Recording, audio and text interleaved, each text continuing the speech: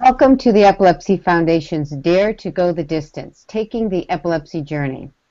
I'm joined by Dr. Nathan Fountain and Sandy Dewar, two of our leading experts on epilepsy. In this session, we want to talk about what is the goal of epilepsy therapy. So, Dr. Fountain, I'd like to direct this first to you. What does seizure control mean?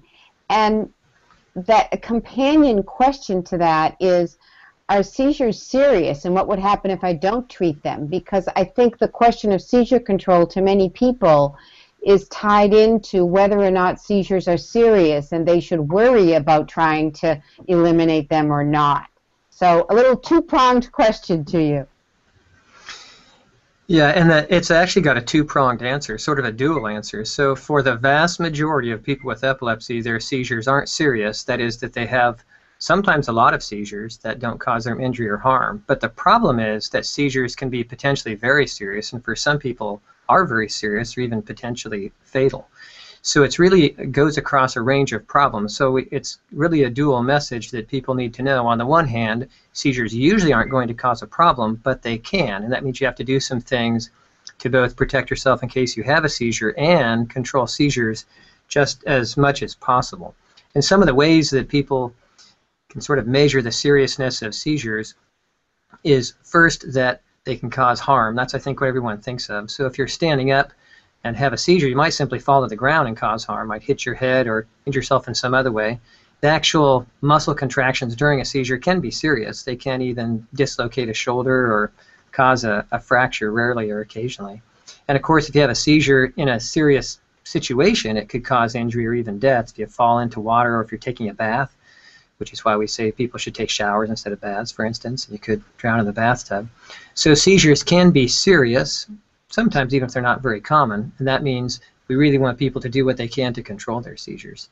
For you, in a nutshell, what does seizure control mean to you? So the second part of that question, what does seizure control mean? It means doing the very best you can to reduce seizures, and the ultimate goal is no seizures, no side effects. I think a lot of people think that good seizure control means having fewer seizures, but really that's just part of the journey. The goal is to be seizure-free. So I've been practicing for about 20 years or more, and in that time I've not run out of things to do to try to make seizures better. And my view is that the majority of people with epilepsy can have very good seizure control, meaning sustained periods or whole lifelong periods of seizure freedom. So for an epileptologist and an epilepsy doctor, our goal is really seizure freedom, which is attainable by the majority of patients with epilepsy. So good seizure control means no seizures, and of course the parallel of that is no side effects from the medicine either. Okay. So I'd like to turn to you, Sandy. Is no seizures and no side effects realistic for everyone? And if for you as a nurse, how do you really describe this goal of seizure control? Patty, I think that it is realistic for some people, but probably not for everybody. I think there are two parts to the concept of no seizures, no side effects. The other piece of this is as soon as possible.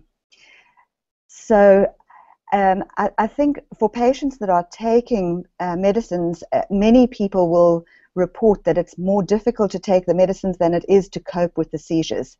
And side effects from medicines are a major issue for people that are taking medicines. So there's always a trade-off between, what is acceptable in terms of seizure frequency and the side effects of medicine. Yeah. I really liked, Sandy, on how you wrapped in that statement about it as quickly as can, or in a time frame that matters, because living with the persistent or uncontrolled seizures for long periods of time, it doesn't help in trying to achieve seizure control. It makes it only harder. So I'm hearing, as a summing this up, that everybody should really be trying to strive for no seizures and no side effects. For some people, it may be hard to get that right now, but nobody should be giving up, because there's new treatments, there's new therapies, there's new professionals, there's specialized centers that can offer another look and other ways of treating epilepsy that people may not have had before. Patty, I just would, if I might add, that I think, the take-home message is that a seizure disorder is a serious condition, and that patients should be encouraged to be assertive and seek help and not minimize the importance of the problem, both from a safety point of view as well as from a quality of life and long-term point of view. And I think all too often the patients get the impression from their managing physicians that the epilepsy is not that important. It's a problem to be lived around, and that they have to find ways of coping and deal with it. And I think that this is for many people an obstacle to going the distance and achieving seizure freedom and achieving fulfillment in life. Well said. Well said to both of you. Thank you, Dr. Fountain. Thank you, Sandy Dewar. This is Dare to Go the Distance, Taking the Epilepsy Journey.